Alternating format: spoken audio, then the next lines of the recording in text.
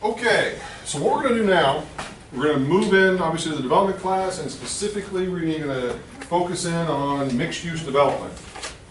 And talk about some of the issues there that we need to, talk about some of the financing issues that we need to with regard to mixed-use development, and kind of hopefully bring up some useful information for you to be able to think about with regard to probably the case study, that the competition case study. More than likely, at least based on previous years, many of the projects that are put forward in these sort of competition case studies tend to be mixed-use projects. Now, the most common mix is probably going to be office, retail, and residential. And the residential can be obviously for rent or for sale.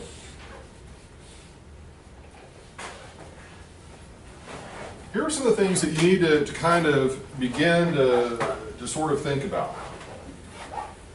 Each one of these property types has a different risk profile, in the sense that, as we sort of talked about in the first class, 2 weeks ago, that the one with typically the least amount of risk is the for rent residential.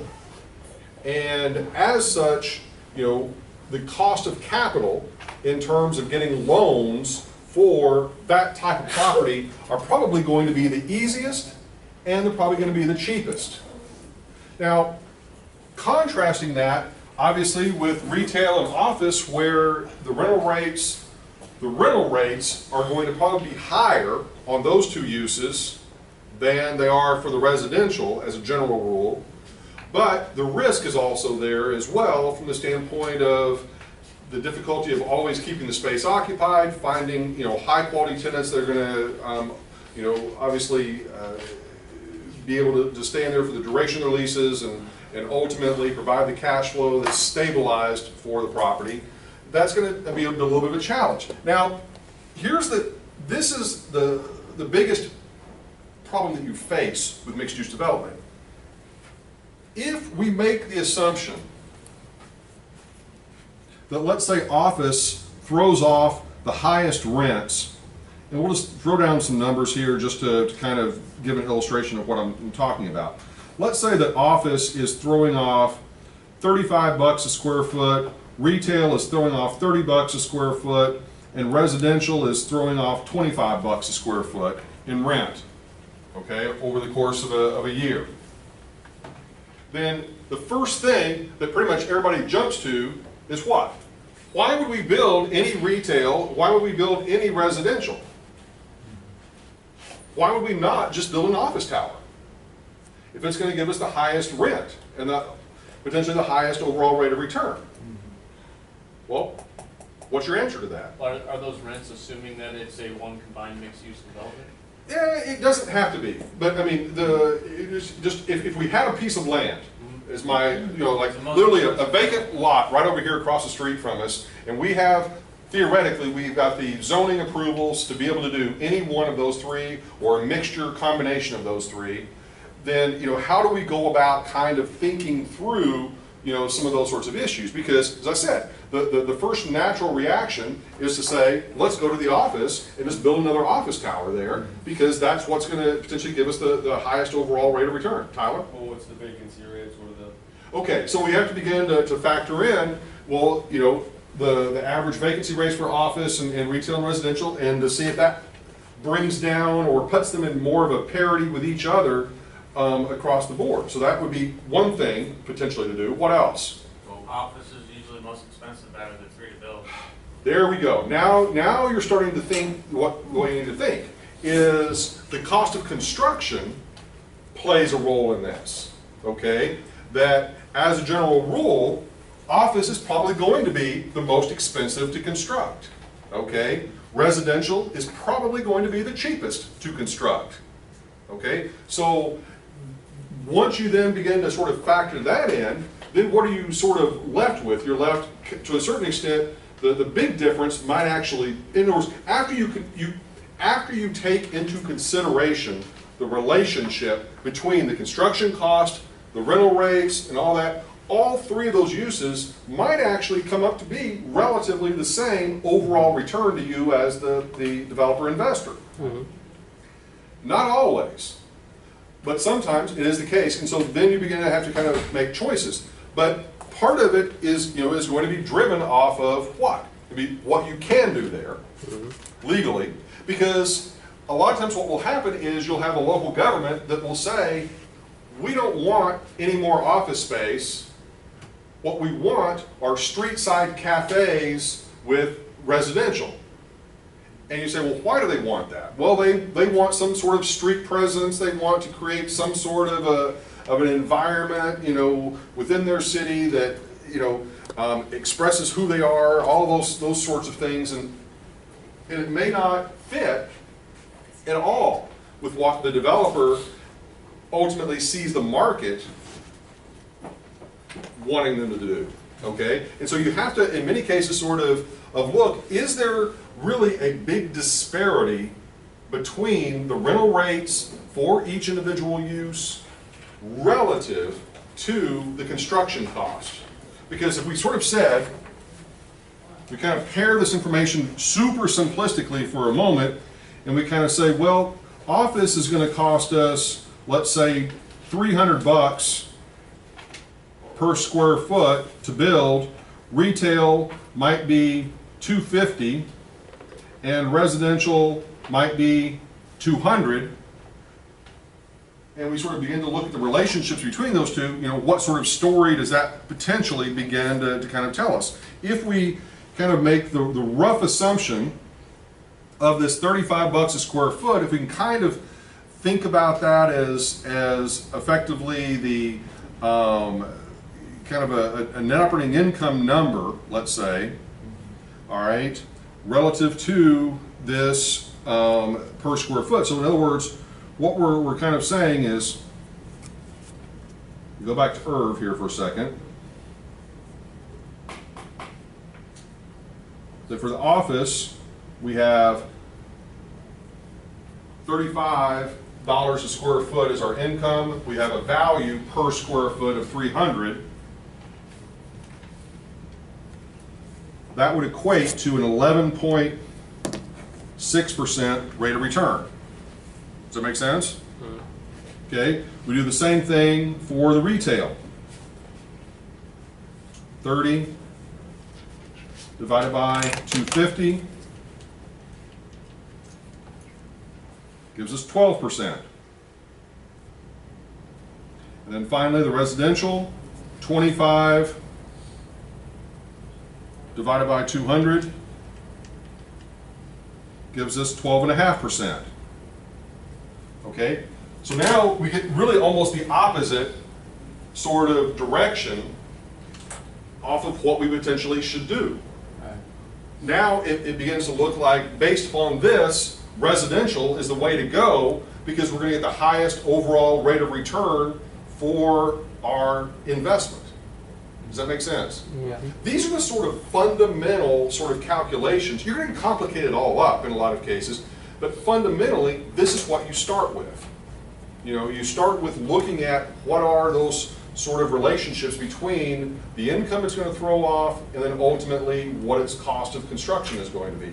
Now, one of the things I've mentioned before is that clearly one of the things that it's not unique to Florida, but certainly different from what I'm accustomed to in Texas is your land costs here are dramatically higher per square foot than what I'm accustomed to. Whenever I hear folks talking here that you're paying $40, $50 or more per square foot for land, it just blows my mind, in certain markets to think about that.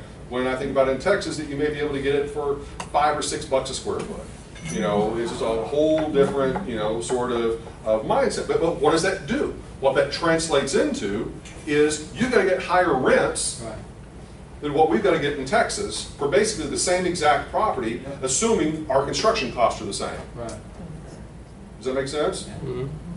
Thus, you kind of begin to, if you sort of take that and follow that logic train down the road a bit, it also begins to say, well, if that's the case in Texas, you'd also think that their economy would be doing really well, which historically it has done well relative to other parts of the country. And part of the reason it has done so well is because land costs and development costs specifically are a lot less expensive than they are other areas. Now, obviously, Florida has still done very well even in the face of that because you have other offsetting features.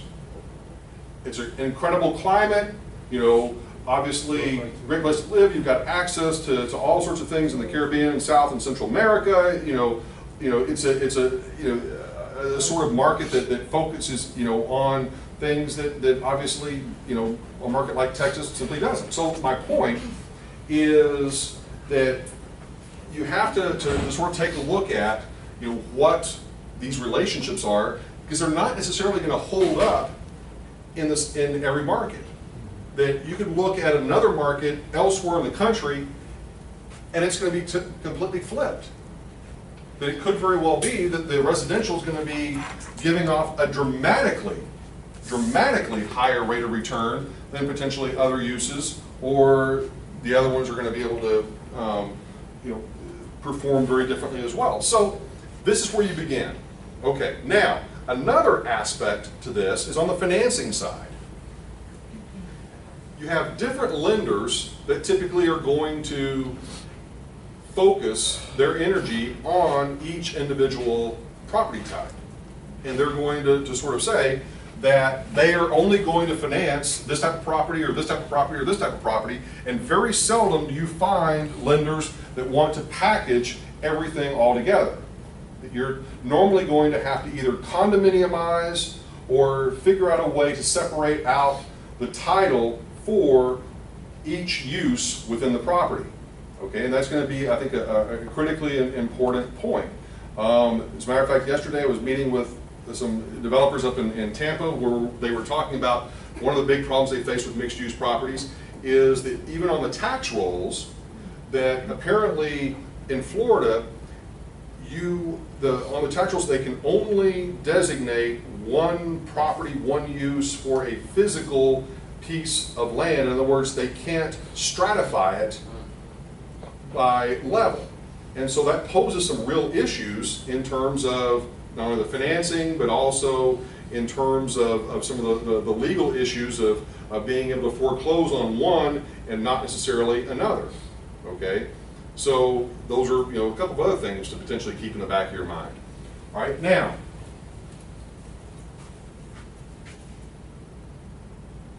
one of the things that we obviously did last week, employing kind of the front door, back door approach to all of this, you're able to effectively, go in, and if you can collect the construction cost for a particular property type, and we'll do a couple of examples of this, so we can kind of get some ballpark numbers to sort of play around with. To go to the RS Means website and let's begin to kind of pull down some numbers and kind of begin to look at this as an example. So do that real quick. Pop open. We took a look at that website last week.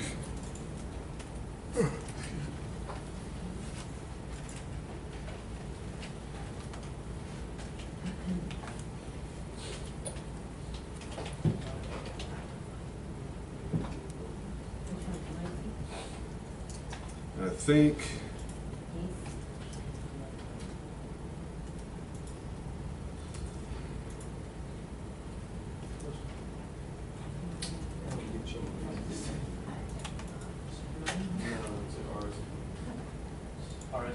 Quick cost.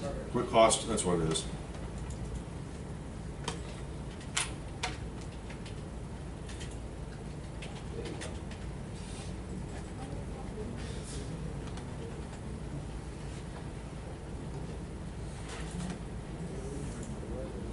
There we go. Okay, so searching for RS Means quick cost, let me blow that up a little bit. All right. So here, what we were able to do, and I think I showed you the site last week, but let's actually get some numbers for a couple of different product types to kind of show exactly what I'm saying in terms of a per square foot cost and how much of a differential there can be. So if we look at a 1 to 3 story building and the square footage, let's say, is 100,000 square feet. And the zip code that we're going to use is this one here in downtown Fort Lauderdale, so 32301. All right. And let's just go with kind of the middle value here. And I'm going to write these down on my tablet, which I'll pop back up on the screen here in a minute. And actually, let's do it this way. Let me back up. This will make it even easier for you. So instead of 100,000, let's make it 1 square foot. That way it'll give us on a per square foot rate. Well, it should. Jesus. That's including. That's weird. Because you gotta include some fixed costs, right? Oh, it's got all the fixed costs in there and everything. That's what it is. Okay, well, we won't do it that way. I thought that would be easier. Okay, going back to the 100,000 square feet.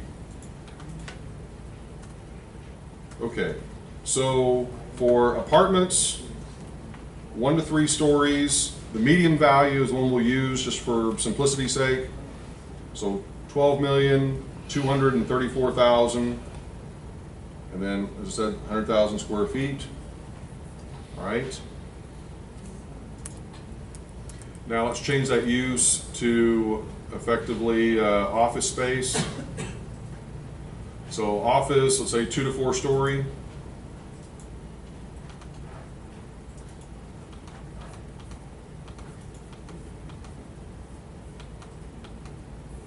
Is 13,321,000. Okay. And then retail, we'll do, let's see, what are our options here? Probably,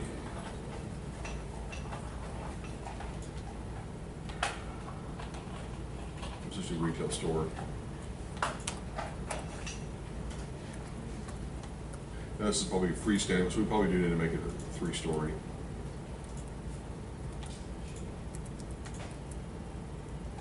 Yep, that's going to be more like it. Okay. So we at least get it where it's multiple stories. All right, so 12,332,500. Okay. So the numbers that I pulled off, okay, so that you can sort of see all of these are for a 100,000 square foot building in Fort Lauderdale. And the least expensive, at least in terms of overall construction costs, is pretty much what I had said, was apartments, follow, well actually the least expensive, it looks like retail, ever so slightly. Well, no, it's, no, actually, no, it is 332. So a little bit more expensive is retail, and the most expensive is office. Now on a per square foot basis, it looks like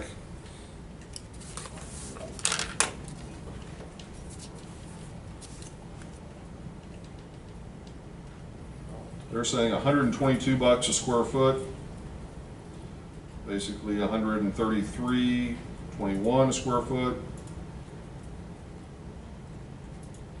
and $123.32.33 per square foot.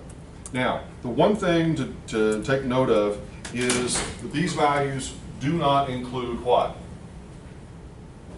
Land. Okay, so you're going to have to, I'm sorry? And other development costs. Well, they do include a lot of the other development costs in terms of the architectural fees and those sorts of things and some of the other costs, but it's really, land cost is the only thing that it really leaves out. So you're going to need to obviously include those. But at least in terms of construction cost, you've got some sort of a baseline that you can kind of, begin to work with.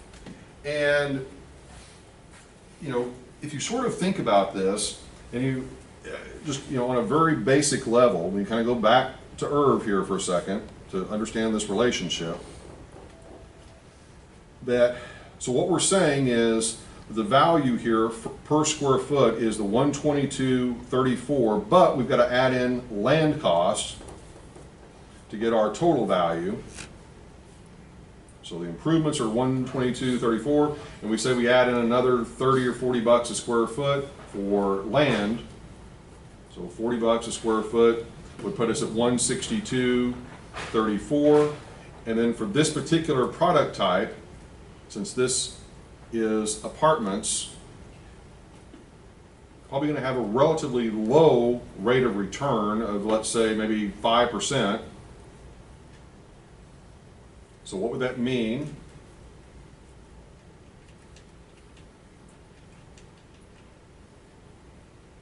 $8.12 per square foot of net operating income that you would need to achieve. Now, what does that then translate into on a monthly basis for an apartment? So we're saying, okay, $8.12 divided by 12, that would be 67 cents per square foot per month. So for 1,000 square foot apartment would be $670 a month. Now, that is not the rental rate. Let's make sure that we are clear on that. That is not the rental rate for the apartment. That is simply saying that would be the net operating income for that unit.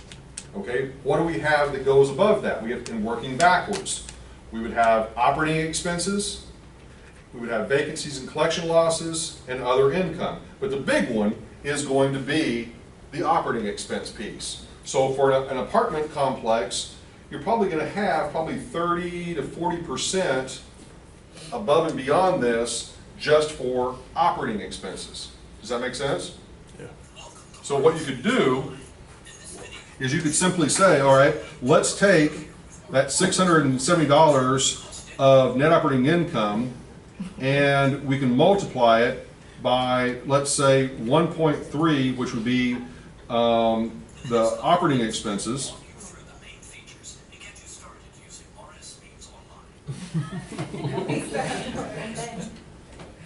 Okay.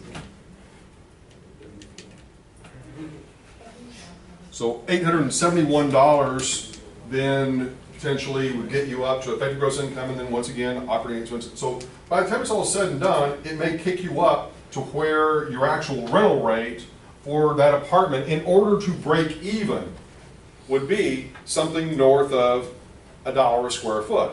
Now, is that what the prevailing rent rate is? No, the prevailing rent rate is going to be higher than that because the developer has to make a profit.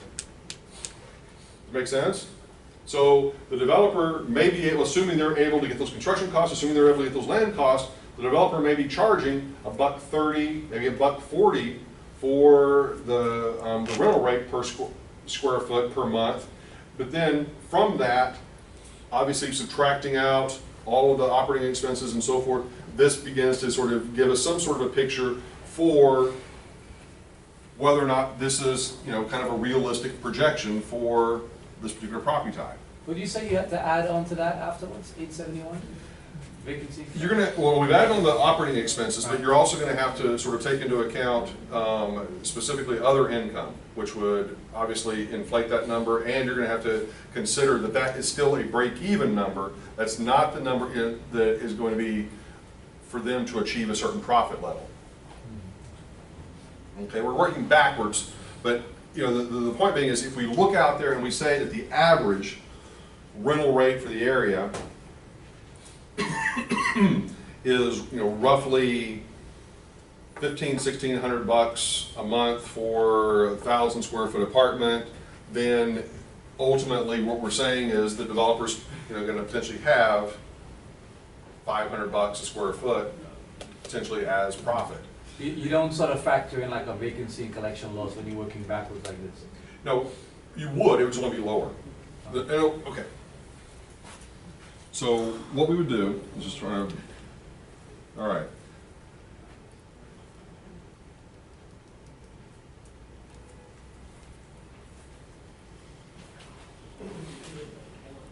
Okay, so for net operating income, we said we're going to use 671. All right, and what I'm saying is that we're getting up to about 871 or 870.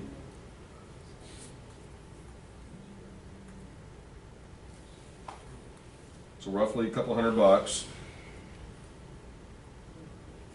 for operating expenses. And then other income, if we add in an extra $50 there, and then vacancy and collection losses, depending on how empty it is, but let's just say that we're only gonna have, I don't know, relatively small vacancy amount.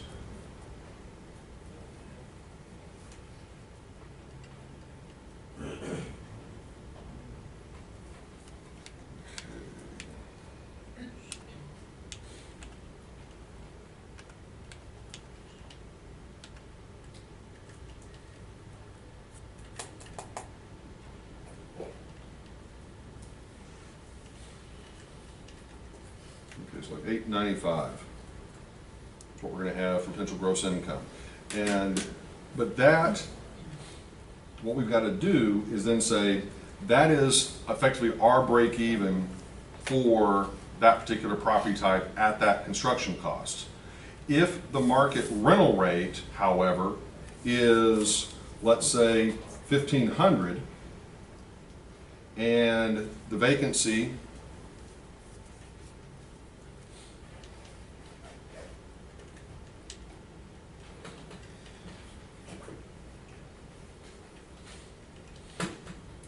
so let's say maybe $125 in relative terms. We keep this constant.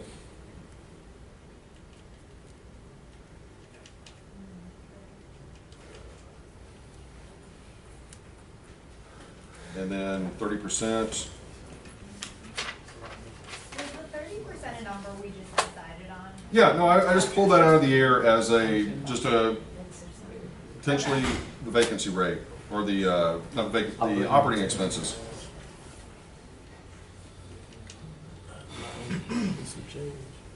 $997. Okay, $997. All right, so based upon that, working it from that direction, what we're saying, what? You have profit between that.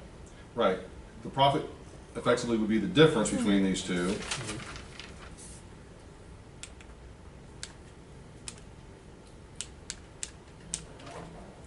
Or 327, basically.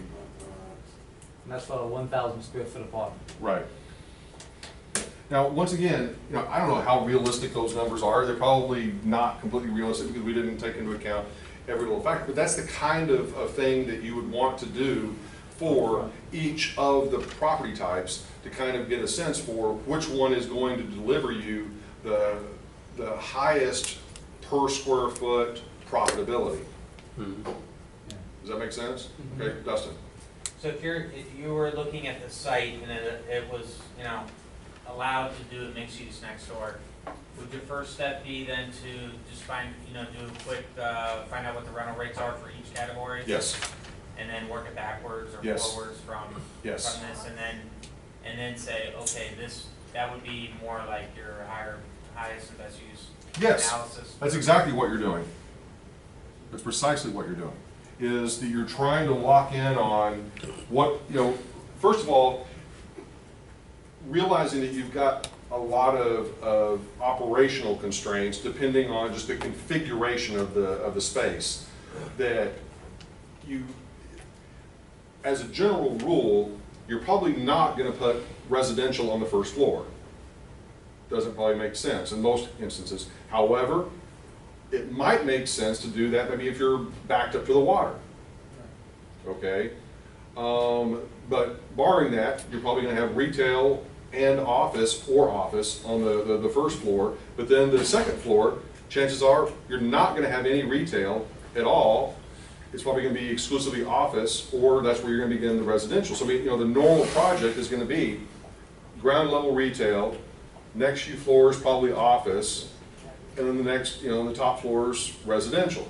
But there's nothing that says that that's absolutely, fixed in place. It's just a question of you've got to begin to kind of work through other operational issues, because I tend to be kind of the belief that space is space and you can mix the uses relatively easy, but you have certain things of, is there going to be a conflict between having a mixture of retail and office on the same floor side by side to each other, or same thing with residential sprinkled in there, and having people you know, in their swim trunks walking through the lobby to get to the residential component, you know, are you gonna have to effectively try to keep that somehow segmented? But, you know, those are all, you know, kind of operational sorts of things. But as far as the upfront analysis, it's gonna be based on what is potentially the going to give us the highest overall yield relative to what our construction costs are and what the rental rates are.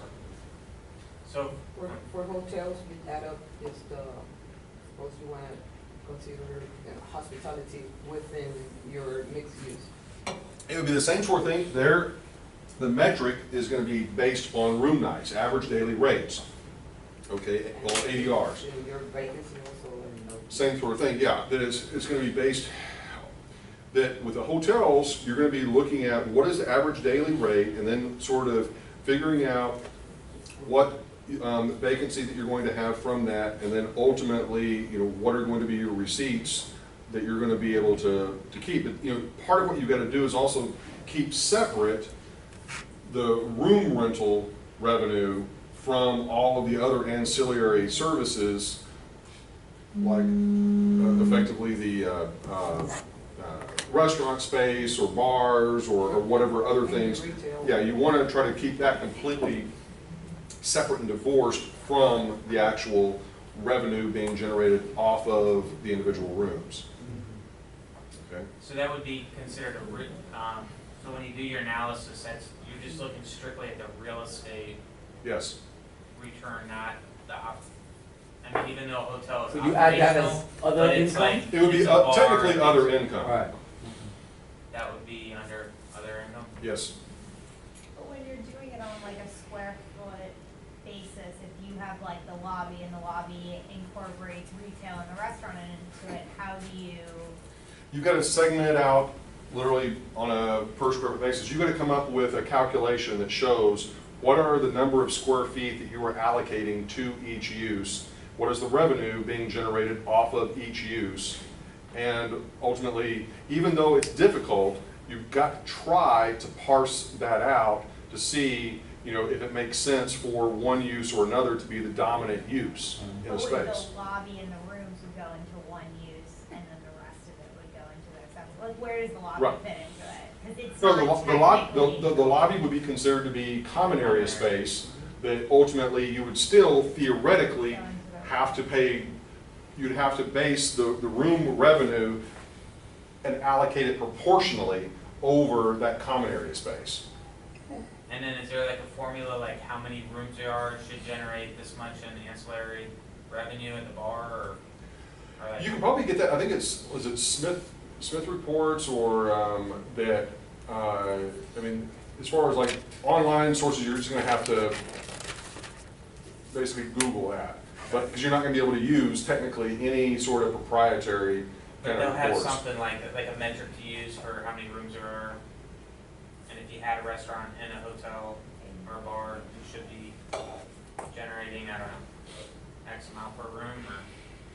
Yes, you should, in other words, for different levels of hotels, you're going to have specifically what is considered to be the average daily rate for certain categories of hotels within that particular market. And so what I would do is I would obviously look for that average, what is that average daily rate for the class of hotel that you're wanting to propose for that specific market. Or could you just do that as like a retail, so you would just lease the restaurant space out? You could, absolutely. Bar space? No, I mean, that would be one way to look at it, is that Makes whatever, sense. whatever restaurant space that you have in there, that you're just gonna lease it out, you're not gonna operate Right. it as a business at all, you're just gonna look at it as lease revenue. Anthony, did you have a question? No? Okay, I'm sorry. I saw you. How do you factor in if, like, when you're doing your market research, you see, you know, the quoted rents are gross versus net? Then you've gotta make an adjustment, because you know, and this is, you know, one of those sorts of things that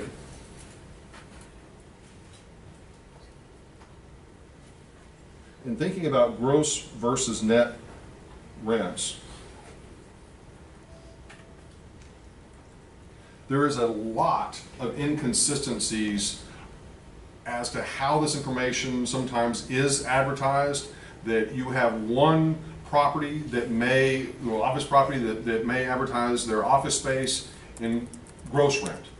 Others, they're gonna advertise it as triple net rent, plus obviously expenses. And the challenge that you're gonna have is to obviously make sure that you're comparing apples to apples with regard to whatever market information that you're using to see that effectively you are calculating it correctly. Like, for example, what could happen, and it's not even just on the expense side of things, but even how the space is actually physically measured as to what they include within that measurement. Okay, here, let me give you a simple example. Let's say that we take this room here, and we're not gonna do the actual measurements, but let's just say that it's 40 feet by 20 feet, okay? And real simply,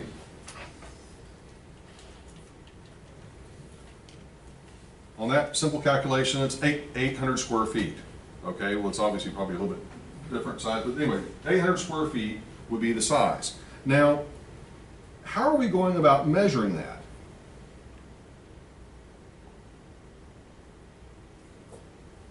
Are we measuring it from interior wall to interior wall? Are we measuring it exterior wall to exterior wall? Are we measuring it from the middle of the wall? Do you follow what I'm saying? Because you sort of think about, like, this particular building, we measured wall to wall, we're coming right to here. We go all the way out, that's another, let's say, 1.5 to 2 feet of space that potentially would be captured. Same sort of thing, here, these sort of protruding columns, to what extent do those get included in the rentable, area? So just to keep things super simple, let's say that in all instances, we've got an extra 1 foot here, 1 foot here, 1 foot here, and 1 foot here, just based on the wall thickness, okay? Well, what does that mean our dimensions change to? They change to 42 by 22. 840. So 22, let's double check, 42 times 924, right? Okay? Big difference. That's a big difference, okay? And so in this particular case, that you've got a rental rate of 35 bucks per square foot per year.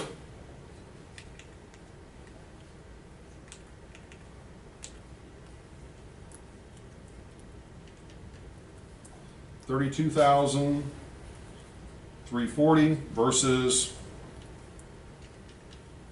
28,000. So a difference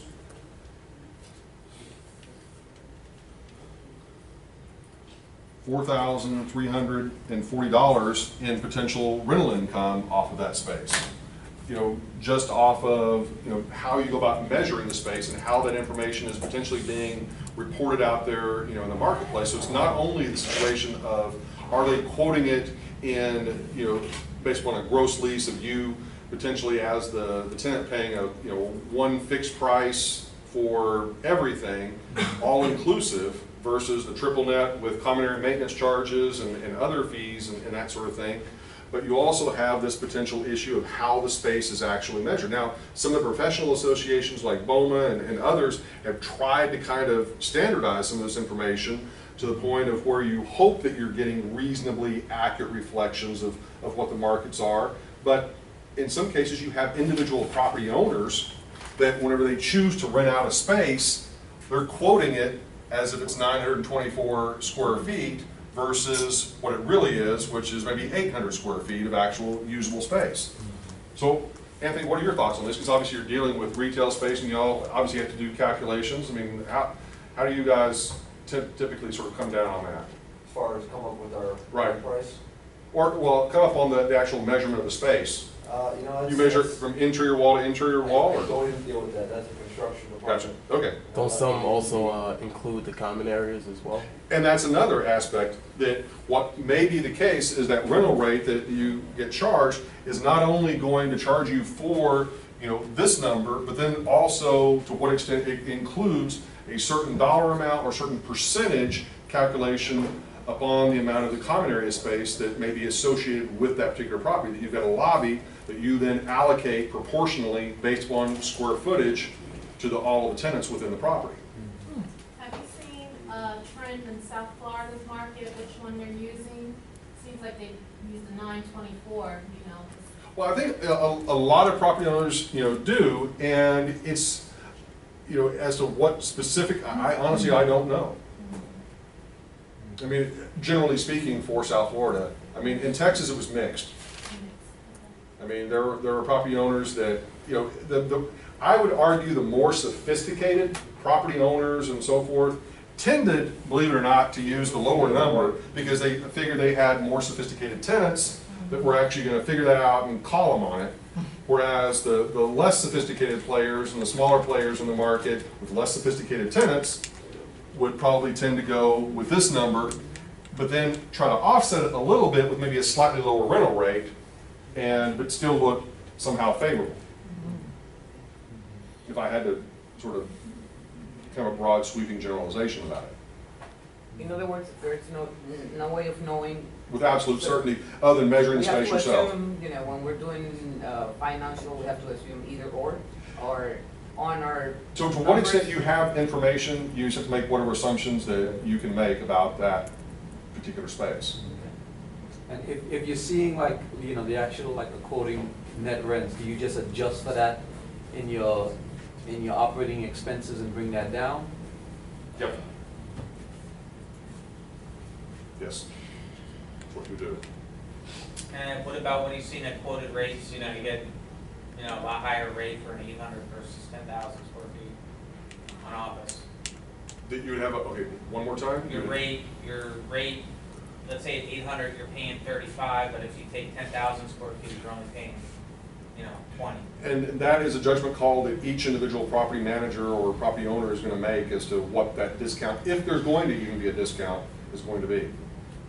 Because a trade-off for that might be, we don't give you a rental discount, but we're going to give you the option on additional space as it becomes available within the property, as a trade-off. Whereas maybe if they did give you that discounted value, then they maybe don't give you that option, or maybe make that option at a higher price, or whatever it might be. Okay? Other questions? These are all good. I know you're tired. Let's take a break. Okay, 5-minute break. Yep. Look in his face. Calm down. That's why I got confused with the classes. Can you tell me which one is the one that you and Kevin are second by? It's the one that was emailed out to you. So some of the lease, This is the one that is one. Right. And this is the one on drop. they'll tell you, it should tell you if you use it according Well, to. that's because that is for his class, that one is for my classes. What I'm saying is when I look it up, I do see one that says 5, 7, 8, 9, or 5, 7, 8, they're all together. Hold on one second. It mentioned that.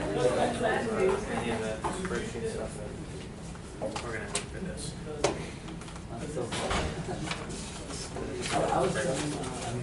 Dr. Ford, if anybody wants data on hotel market, the website is STR. Sorry? If anybody wants data on the hotel market, this is Miss Travel. Yep, The specific. website is STR. Okay. 1 second. Okay. This is the schedule that is posted on Dropbox. That is when each course meets and what the respective course is. Okay, now what about your assignments? Like, you see the syllabus that, yes, here, break it down. Do you have one for your class as well? Yeah, that's the addendum that I sent out a couple weeks ago. Factor that into our thoughts. You know, This is what I'm confused. I'm sorry, I'm frustrated. But it's like the same exact as what he has here. Considering hospitality. Well, this is the one that I sent out, which all he did was insert his pieces into that, or the respective days. I thought I was thinking So, maybe. okay, so you said next one is a release project. Is that correct? Yes.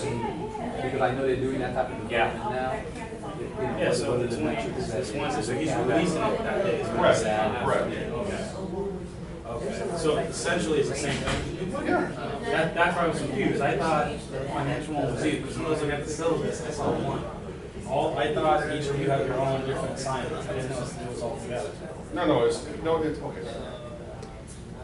He and I share the development classes together. Those two are together. The finance class is totally separate. And it has a sheet that's totally separate. That's what I was looking at this morning, that's why I came in this morning. Okay, so the MIT. You can do both ways. individual That's what he process, was saying, you can do it both ways. 18? Right. Okay. Okay. Thank you.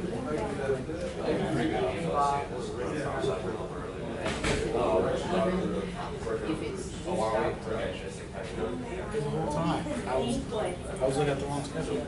Oh, man. Yeah, that's why I'm like asking these questions and people look at me like a weirdo. So, it's too late to sign up. Yeah, that's fine. But at least you know. No, because I got confused. 18,000. He's charging for that though. Yeah, right? Still charging. I got 2 free classes out of 40. Yeah, well, It just depends. I don't think it generally goes into the river because those people are not necessarily guessing like. Now, before we get the financial stuff that we learned today, financial relates with this too then. Yeah, it's all interrelated. Absolutely. Oh, where when you sell it, you factor that into the per door. No, I know that, I hear what you're saying Yeah, there. that's what I'm trying to. But in there, like operating expenses. So for the development class, really It all gets added the up. midterm, we can think about the MIT or the individual. What? What will be the midterm for development, the individual or the MIT? it's just one test No, for there's that one one. test in the It's at development. the action. What? We have to think of this. There's one test.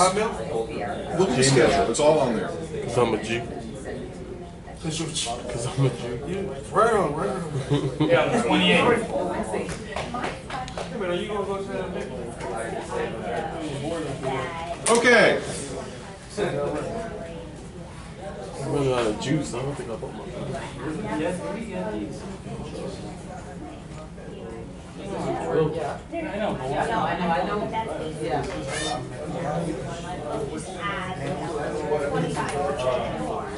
We have that as a assumption. So it's like, you know how we have to use everything basically from the internet or from ourselves. So how does it work if like, let's pretend I knew that like you add 25% into it for like ancillary things. I'm just I think you saying. would just take that as an assumption, Okay, based upon the experience of one of our team members.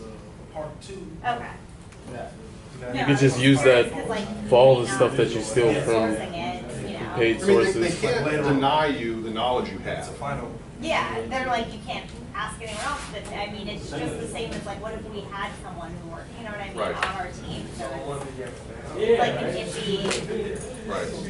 like, how do, But the, as far as like building the financial models on this, we're gonna go into that. We need to talk about that. Okay, all right.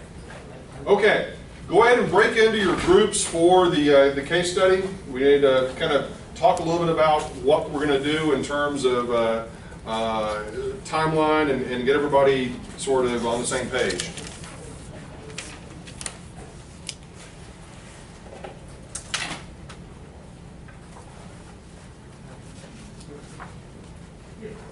Mr. Chair.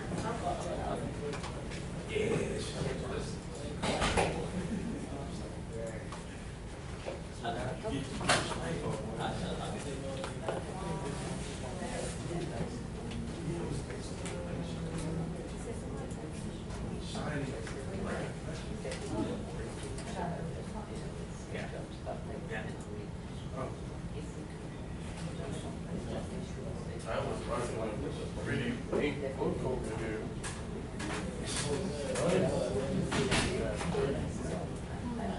That group up. Then I went through it. Oh. You have to check it out because they're very specific. I read over some of it. That's I why just did over the 2013, but I didn't read the, for the 2014. I don't know, I like your pretty pink book. How to turn, you know, the About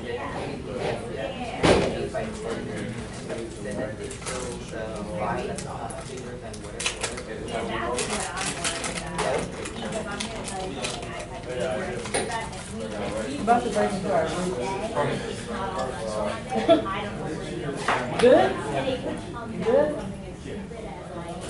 Thanks for you. Yeah. And that's why it needs to be done. And when you said it also, they inspect before the Okay. Now what I asked you guys to do was to take a look at last year's case study. It was on the MIT website. I sent out the link and asked you guys to take a look at the case study details in terms of what the project was that was given, and specifically to look at the presentations of the other teams and to kind of begin to get a sense for what kind of information is going to be included and kind of how it's formatted and you know, kind of what sort of information is being provided. So as you sort of took a look at last year's case study, you saw effectively what kind of, it obviously is a project located in London, and effectively you've got this site, they've given you some constraints on the site. What were some of the constraints?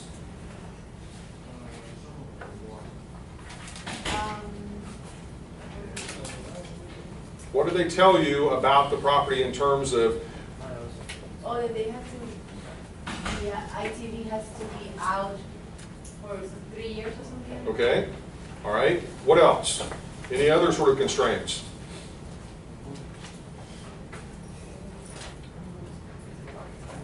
It has to be open space, it has to be open space for them, Okay. for ITV. Okay. So the point being is they begin by giving you, okay, here's the setup, here is when the property was acquired, here are some of the constraints that you're going to have to work within. They also give you what? They give you the square footage of the space. They give you some of the things that you're potentially going to have to contribute toward in terms of the sort of local capital improvements that you're going to have to fund. But they give you a fair amount of flexibility on what? Money, but also more specifically in terms of the allocation of the uses. Okay, that you pretty much are able to set the agenda within a reasonable set of boundaries as to kind of what you want to do with it. So, in looking at that case, how would you go about, initially attacking it? I mean, you saw how the other teams kind of attacked it. But I mean, what are the kind of questions that you think you should be asking? The reason we're doing this is so that, generically speaking, whenever you get the case this next week, here are the things that you should be sort of asking questions about and trying to search down the answers for, so that you can better hopefully kind of program in what it is that you want to do. The first thing I personally would be trying to do, what are my limitations on the site with regard to uses, if any? What are my limitations on the site with regard to the building envelope? Okay, and what I mean by that is, if it's an existing site that already has buildings on it and we're just converting the uses, we may be limited to what's already there.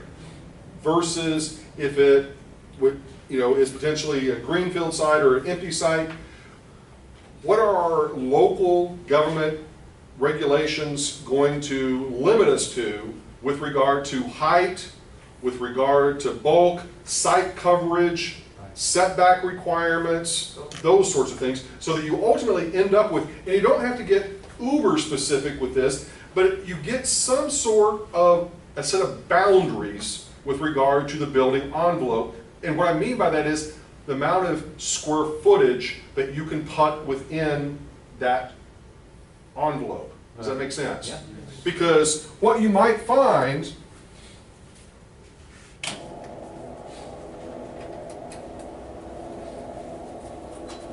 is that you might have a site that, let's say, is 100 feet by 100 feet, but the local government says you must have a 10-foot setback on all four sides for sidewalks and that sort of thing.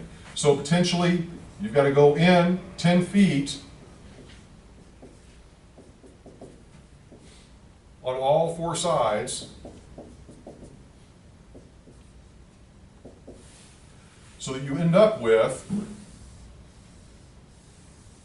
what? A site that's no longer 100 by 100, but instead is 80 by 80.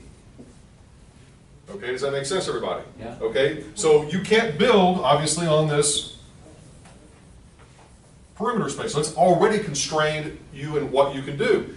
They also, every city is different on how they approach this. They may say you are limited to a certain height, which may be 100 feet. But they could also frame it in number of stories and say you are limited to a 5-story building, and then you have a fair amount of flexibility with the ceiling heights in each of those floors, okay? The other thing that they may require you to do, in addition to just the simple setbacks, is they could say as you go up in height beyond a certain height, we require maybe an additional setback. Okay? I'm sorry? Like a layer. Yeah, more like a layered cake almost, you know. And so, you know, those are things that, you know, you initially need to kind of come into grips, because if they, you know, sort of say you're limited to a 100-foot height and you're averaging, let's say, 20 feet per floor, automatically that does what? Limits us to 5 stories. Yes? Okay, so in a 5-story structure, and we start out, let's just say, with our 80 by 80, all right? So 80 times 80, 6,400. so a 6,400 square foot floor plate times 5 stories. 50,000. 32,000. Okay, and that would be our maximum building envelope for this particular site. Now, here's the thing. This gets back to what we were just talking about a few minutes ago before the break. Is that rentable square feet?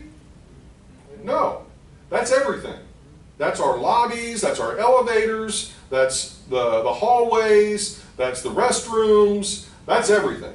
Okay, so you've got to subtract out basically all of that from the actual rentable space, assuming, you know, regardless of the property type that we're talking about, whether it's retail, office, residential, and now each one's going to be a little bit different, but you've got to begin to sort of subtract that out. And what you typically are going to do is you're maybe going to apply like what would be termed a building efficiency ratio, okay? And a building efficiency ratio effectively means it's kind of a rough estimate on what percentage of the gross building space that you could actually utilize for rentable square feet. Does that make sense? Yeah. So it might be the case, depending on how efficient you are in the actual common area spaces and that sort of thing, that let's say that we can get it down to, you know, or up to 75% of sort of gross building area being able to be used leasable space. Mm-hmm. So if that's the case, that means we've got 24,000 sort of, you know, leasable area. Is there a source where we can see like some parameters for that? What I would do is, once again, I would Google sort of typical building efficiency ratios by property type. And isn't there like you know, you want to keep your floor plates a certain, Yeah, I mean, like the you don't want to have standard, 100,000 square foot Right. floor space on office. you know, the standard normal simple little office space building is going to be like a 10,000 square foot floor plate, you know, in a typical tower. That's just kind of like the norm. And then you subtract out maybe, once again, 15 to 20% of that for the common area and so what I'm looking for elevators, The core. core. But the rest would theoretically be usable space. Now, the point, I guess I'm trying to get, So that would be the first thing I would do, is to figure out what is potentially my maximum sort of coverage on the site. You don't have to use all of it. Okay, that's the other thing to sort of, you know, if there's a compelling reason for you to back away from that number, then yeah. Right. But the reality of it is that most of the time, if you want to make the site maximally productive, you're going to try to max out that building envelope. Now, usually, once again, with the local government, there's going to be a give and take in terms of what they may allow you. That if you, for example, provide an X number of parking spaces, they may allow you to build a few more square feet within the property. LEED certified and stuff. Yeah, or if you potentially LEED certify it, once again, you may get some extra square footage sort of thrown in as a bonus. You know, so there are all kinds of things there that you would want to certainly be aware of, you know, whenever kind of going down this road. Okay? Yep. I know they usually give you like a impermeable area percentage that you can go. Are the setbacks included in that? It depends. You know, once again, you know, in some cases, you know, depending if it's like an urban core, you know, it may be that all of this can be concrete. But in other cases, you may have a landscaping requirement that says that, yeah, a certain percentage of the ground, especially in a more suburban kind of office park setting, there's definitely going to be more of that landscaping kind of requirement than there is in a more urban environment. Can you include that into your calculation for that value? You would, because you would have to, well, in terms of your land cost, you're going to have to include that, because it's going to be more land that eventually you're going to have to purchase, even though it's going to be used effectively, you know, just for landscaping. Okay? And then your construction cost is really not your leasable square foot, but it's your gross. That, yeah, exactly.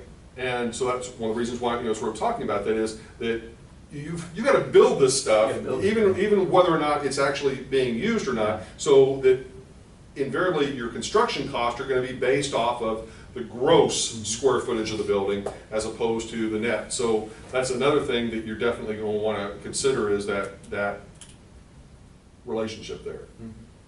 Once you. You cut me on another thought. Okay. Another thing is, if you're leasing a standalone, freestanding sort of building, or you're the only tenant, let me just put it that way, a single tenant, typically it is not uncommon to have the lease rate based on 100% of the gross building area, Right. which is yet another one of the kinds of things that tends to happen. So whenever, though it's a multi-tenant building, usually, as I said, that tends to be a bit more segmented. Okay.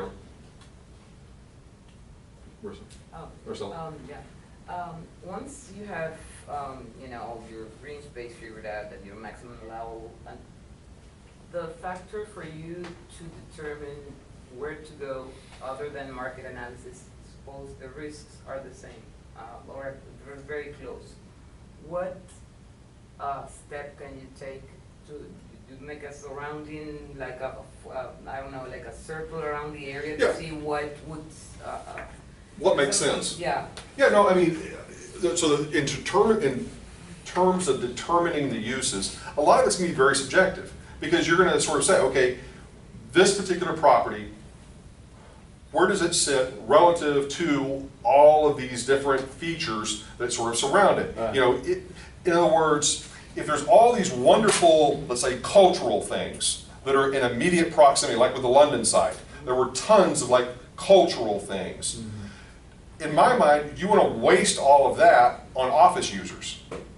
You follow what I'm sort of saying? Yeah. Versus, would you be better off saying it should be more residential and more retail based, because people are already going to be there and you want to draw them in, you know, whereas the office users, it's going to be more of almost a kind of an irritant in one sense of, you know, having to constantly deal with all the crowds and parking and whatever else. And so, you know, that it's a subjective sort of thing, but it's certainly a thing I think you would want to sort of throw into the mix.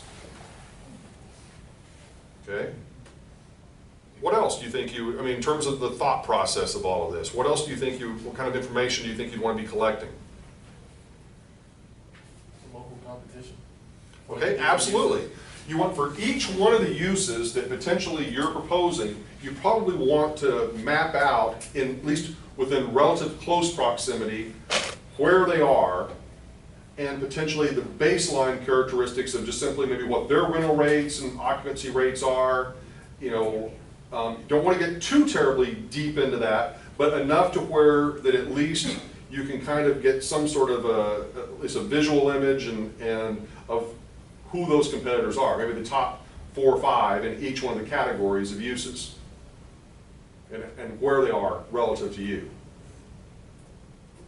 Is most of that information from LoopNet? Yeah, I would, once again, use, sort of it's imperfect information, but that's what you're forced to use, and so you use whatever that you potentially can get your hands on for free on the internet. That's the only real limitation. But they plan to give you They'll some give you, stuff. they'll give you Right. some, information that once again you can use, help to use or use as baseline information to at least kind of get you started. Because once again, their goal is not to reward you inherently for being the best scavenger hunter of information, I guess is the best way to put it. I don't know how else to phrase that.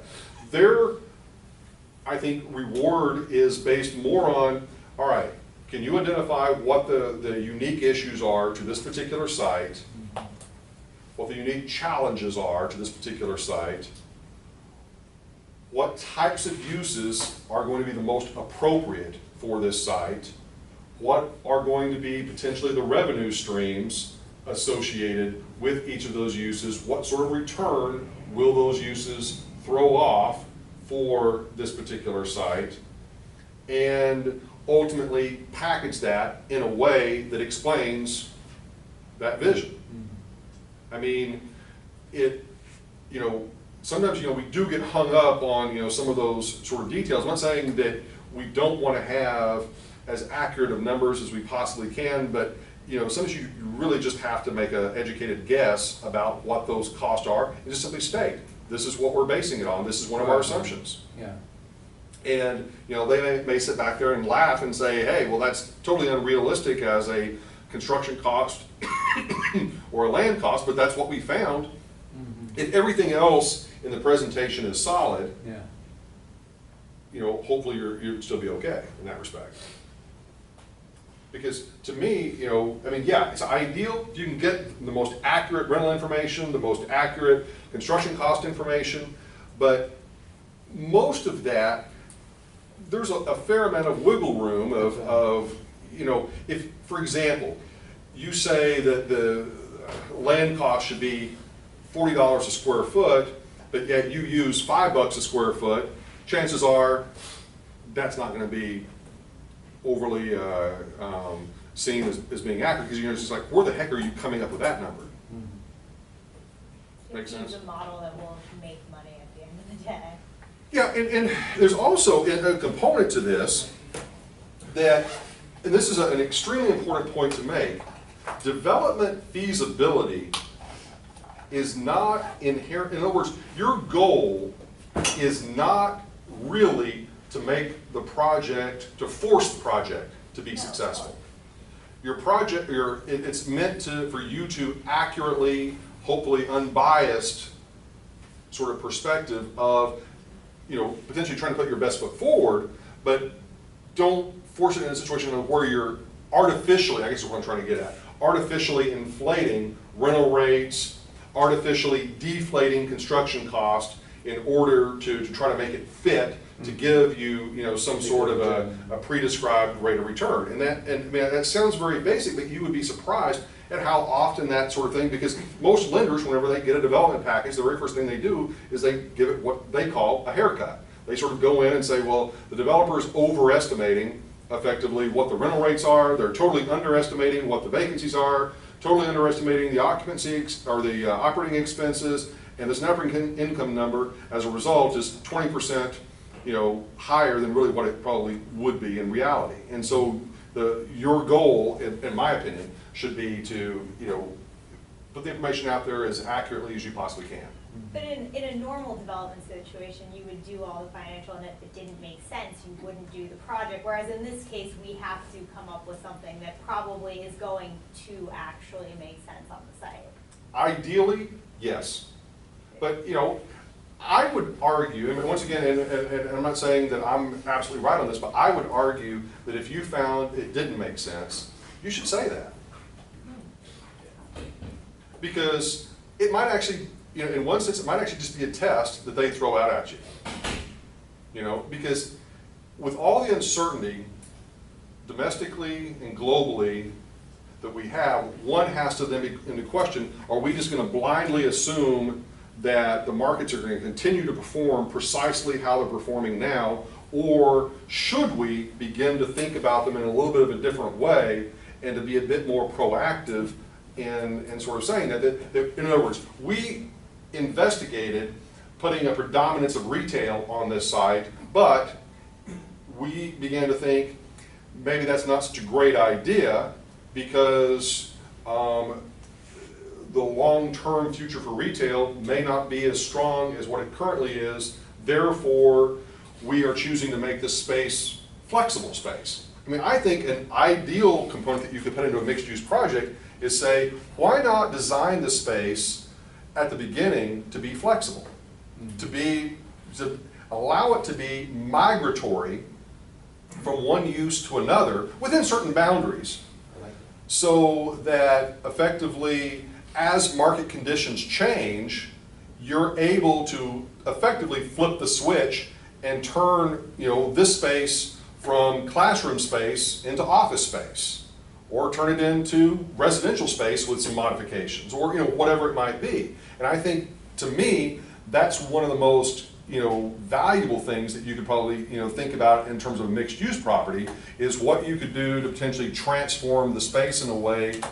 Now, not all projects lend themselves to that, but I mean, in a perfect case in point, one of the, and I may have mentioned this before, but one of the projects that I lived in when I was teaching in New Zealand several years ago, it was basically a five-star hotel, but yet it was a condo hotel. So each individual unit was owned by a single person, but yet was managed by a central sort of corporate body, so that whenever a guest would come in, they could effectively, you know, rent out for one night, but they could also rent out for an entire semester, an entire year, and the individual property owner could come in whenever they felt like it and potentially take their room out of the pool and occupy it themselves. So, you know, matter of fact, one of the properties that we visited down in Grand Cayman, that's exactly how it was set up. It was set up to where basically the rooms could be, or the apartments could be rented out both as hotel rooms as well as apartments as well as owner occupied. And, you know, so that, in my mind, is an example of that kind of migratory use. Or, as I said, you know, the more basic of saying, like a room like this, what keeps this from being office space? Nothing. Just literally put up some cubicles and, you know, you're good to go. Yeah. Or, you know, a downstairs space on the first floor. What keeps, you know, that space from being retail? Nothing, other than, once again, sometimes you have local zoning restrictions that potentially, and use restrictions that preclude you from doing one thing or another. But to me, I think development of the future really should be focused on this notion of kind of the flexibility and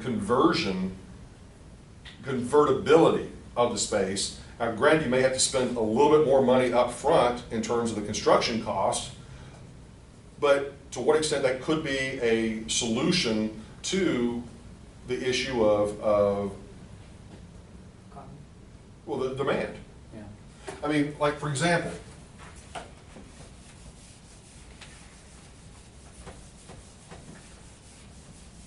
on a very simple basis,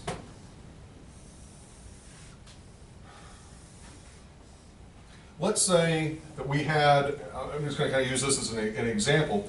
How many of you have seen like those places, the oil change sort of places? I've probably used this example before, but this is a good one to sort of, they have garage doors, yes, on either side. Garage door here, garage door here. Now they don't have maybe walls between, but let's say we build a wall between, and what we do is we then in this core, we create, okay, a kitchen and a bathroom on both sides.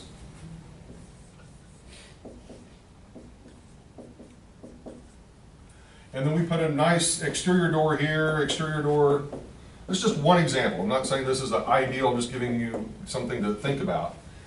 And this garage door, we replace it with one of those glass garage doors that can go up and down. But the idea behind it is, what would keep us from using this? We could use it for industrial, we could use it for retail, we could use it for office, we could use it for residential, we could even rent it out as like a bed and breakfast kind of in terms of hospitality. Now, we can come up with reasons why we can't, you know, in terms of local building codes that might not allow us to do that, but let's say that's not a concern. Think about this, you know, I mean, let's say that you owned a property like this. Why would you maybe want to do this? Let's start with that, and then we'll look at the why you wouldn't want to do this. That you could rent it all the time. Well, if you had that flexibility, then literally it's just a matter of you just saying, okay, well, we're going to rent to this tenant this week or next month or whatever it might be. That ability is there. Yeah. Now, the problem that you might run into is that, well, what's the compatibility of the tenants? You know, do you potentially, you know, if you've got 4 different uses of that property, would there be a potentially compatibility problem of those uses? But, you know, do you maybe instead just simply say, well, all 4 uses are going to be the same right. at any given time, Exactly. depending on what the market demand might be. Okay? It could be if it was built for industrial, like the project we had before, where now they're like 32-foot clears, but, you know, at the time they were 25-foot clears if they had been built this way, and it could be turned into like a residential complex. Absolutely. And that's my point, that it's the adaptive reuse aspect of something like this, that, you know, this could be new construction, or it could be, as I was sort of describing, you know, taking, you know, one of those oil change kind of places and doing, you know, something like this where you're just adaptively reusing it for something else. And so I guess my point being is that if there is an existing structure that is on site for the case study, don't necessarily assume that it has to be used for that same use unless they tell you that is the case. You know, in other words, begin to think a bit more creatively. Could you make it, you know, one of these more convertible spaces from one use, you know, potentially to another? So, I mean, what do you think about this concept? You think it's a good idea, bad idea, totally, you know, out there? I love it. Let's get some money together and do it. Depends on where it's at. What's nice is you can be sitting on your couch watching TV while you get your oil change. Absolutely. I needed to get mine done for 2 months, that would have. The what? No, when I needed to get mine done Oh. for 2 months and didn't have enough time, it would have come in There you go. right next door. But I mean, in terms of, I mean, this is, like I said, one No, application. especially if you're buying that on the metrics of industrial and it pays $8 a square foot. Okay, see, And then you get this office at is, 35. yes, you're right there, you hit it right on the head. And you could not have hit the point home any better. This particular property was originally zoned and built as if industrial. Right. Therefore, chances are, whenever it goes up to be sold, it is going to be sold at that industrial price point, Right. which is by far and away at the lowest of pretty much all property types. Now, you still have to go in and do what? Additional finish outs and get regulatory approvals and that sort of thing, but you already have the shell in place. Right. And in many cases, the shell is going to be a very rock solid sort of shell.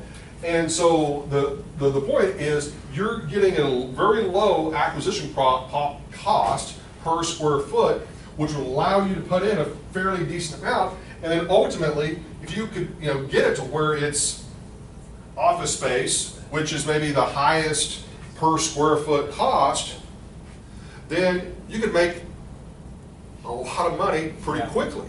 Because once again, the space doesn't have to be exotic.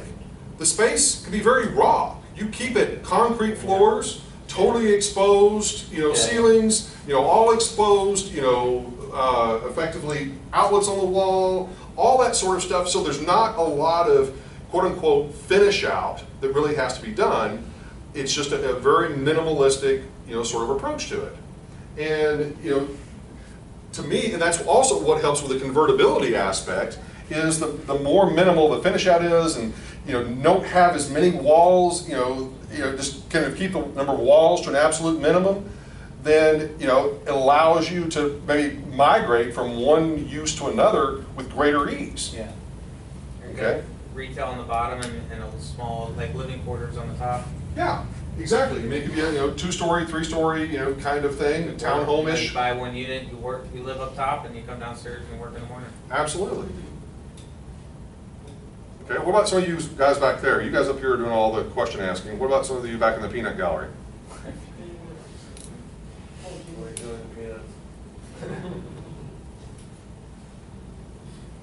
Ryan? I would like to go back a little bit to when the government tells you you can only go up 5 stories. Yep. But they don't give you a floor height. What stops you from having kind of a loft apartment where there's still 2 levels? If it's not explicitly not forbidden, then a potentially floor. that is an option. I know in Brickell they had that at one time, and the developers would play around with the elevator numbers. So you'd actually come in, when you drive in, you're on level 1, but there's 3 floors below you. So you get 3 floors more, Yep. and then they put that. Right, I mean, that's the thing. A lot of it is, for lack of a better word, a game. Here are the guidelines, here are the rules of the game. How do you maximize your building envelope within the confines of those games? Or do you make the assumption of, all right, we're going to seek approval for a variance to those rules? And that's a reasonable assumption to make as well. Not saying that you would be successful with it, but it's a reasonable assumption to make. Frederick? Can you explain to us what's hard costs and soft costs? I hear this a lot. Okay, hard costs are pretty much the bricks and mortar kind of stuff. All right, that's the stuff that effectively, the actual building materials that go into constructing the project. The soft costs are typically more like architectural fees, the attorney fees, a lot of the sort of consulting fees, permitting fees, a handful of other things that aren't tangible, I guess, if you will. Administrative fees, it's all of those sort of stuff that really are not associated with the bricks and sticks. Now, I mean, you may have a better explanation of that, but that's the way I would tend to sort of categorize it. And so when someone says they're going hard on the deal, Oh, that's totally different. That's totally different. No, what that means is the deal is moving forward. The deal is moving forward. It's effectively that you are committed to doing the deal. Okay. Another thing that kind of, I guess, flows from some of that is like on the construction loan, that with the construction process, you typically are going to, and we'll talk about this in the finance class in a couple of weeks, but you'll have a construction loan over the construction period and under which the property is obviously being constructed, but then you have what is called a takeout commitment that is effectively the lender effectively making the commitment that they are going to fully fund the project with regard to the long-term financing on the deal. And so, there can be another way of sort of saying the lender is making a firm commitment with regard to moving forward on the deal.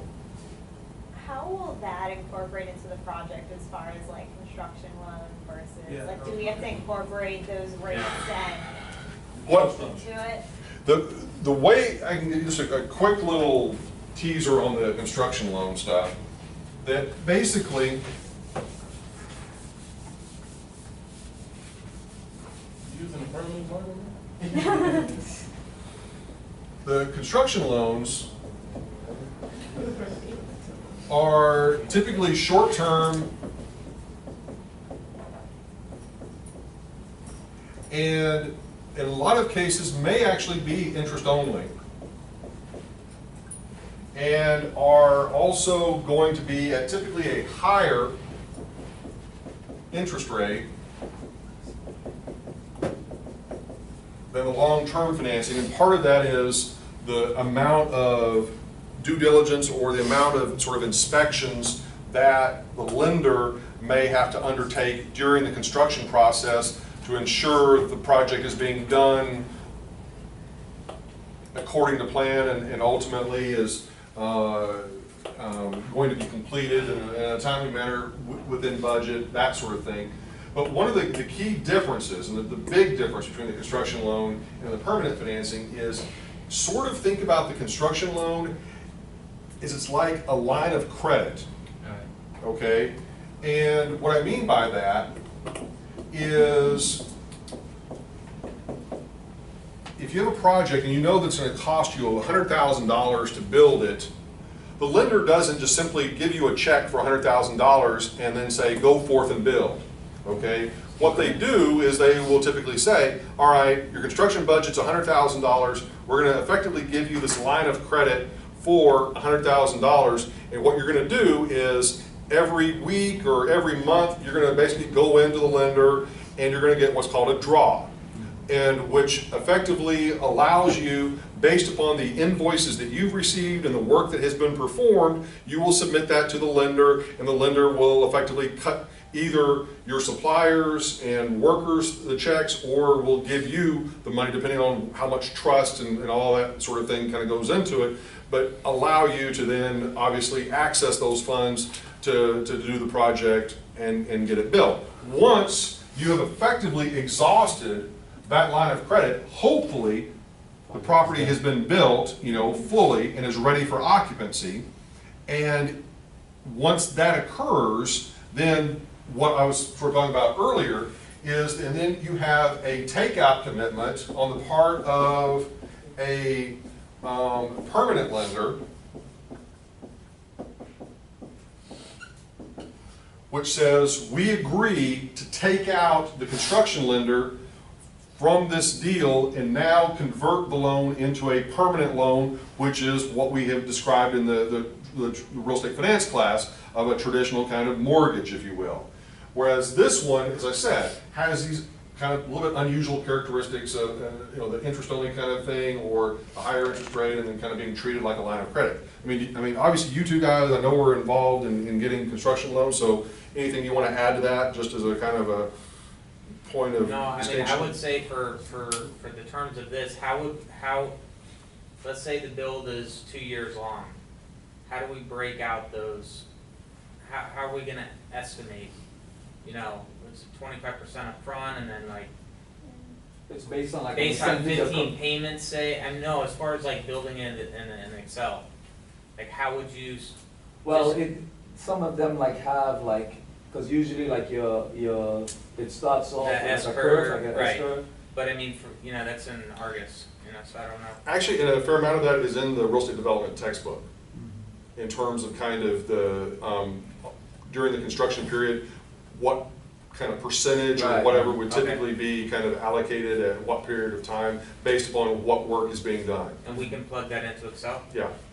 So when you get the takeout commitment from the permanent lender, do they consider the amount that's been taken in the construction loan? Oh, absolutely. Bring it into. Yeah, I mean, the whole idea is that hopefully, you see, normally what happens is they agree to certain preconditions to offer this sort of takeout commitment up front, you know, what, before you even start the project. But they will say, here are our conditions for the takeout commitment, that we are going to require that you be 100% complete with the construction of the property.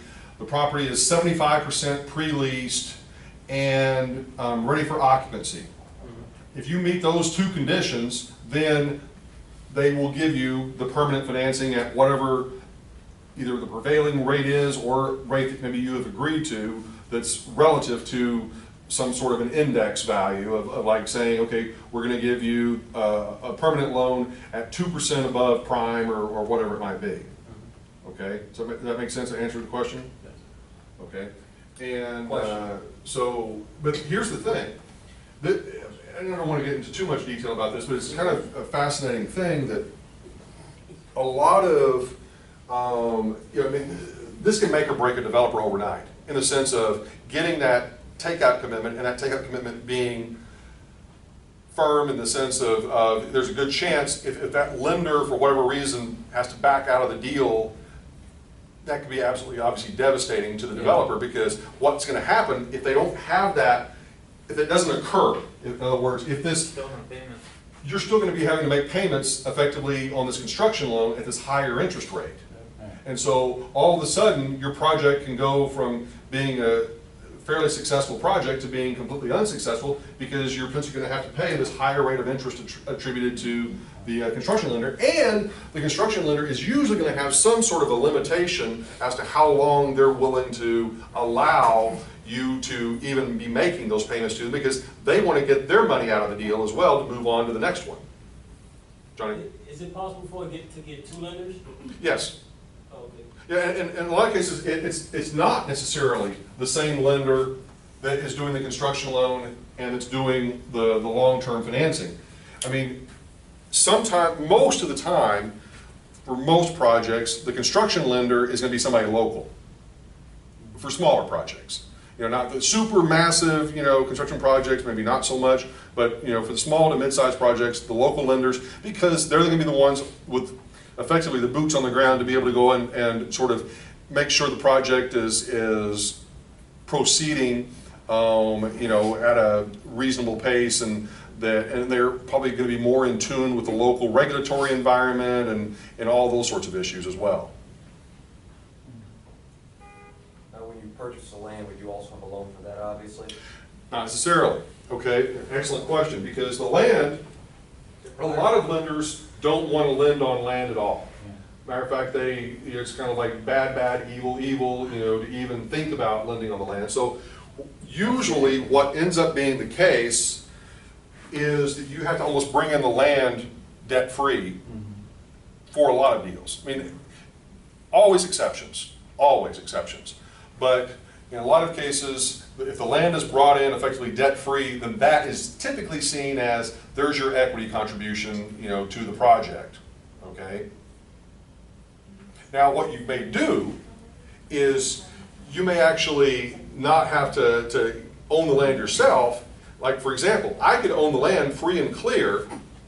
You come to me and say, hey, I've got a development idea. I want to build a shopping center on your land.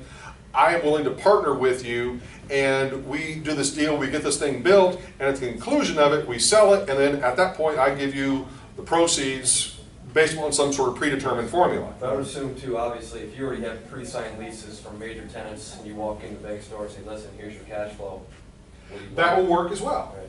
But still, there may be this resistance to doing land loans. Even if you're going to build a month later after you close. If you can, there's a good chance, yes, the lender could approve that. But I'm just saying that in most instances, a lot of lenders tend to sort of completely shy away from the land loans. Well, because they would be in second position. Potentially, yeah. That's the They whole thing. wouldn't They wanna don't, be in they don't construction want loan. another lender having priority over them in the event of a default. Right. And then you don't really have any equity in it, except the, you know, the development, Right. your in-house development costs. Yep. Right. Absolutely. One of the things what's important was that that interest rate is only applied to your drawdowns and not the entire Correct. amount. Yeah. Right. In other words, like a line of credit, think of the line of credit as basically like a credit card. Yeah. Okay? That, you know, you may have a line of credit on your credit card of $10,000, but yet chances are you're not, like if you were doing a project, you're not going to go and spend that entire $10,000 up front. It's going to be staged over time, and so therefore you're only going to be paying interest on the portion that you have effectively drawn down on that credit line.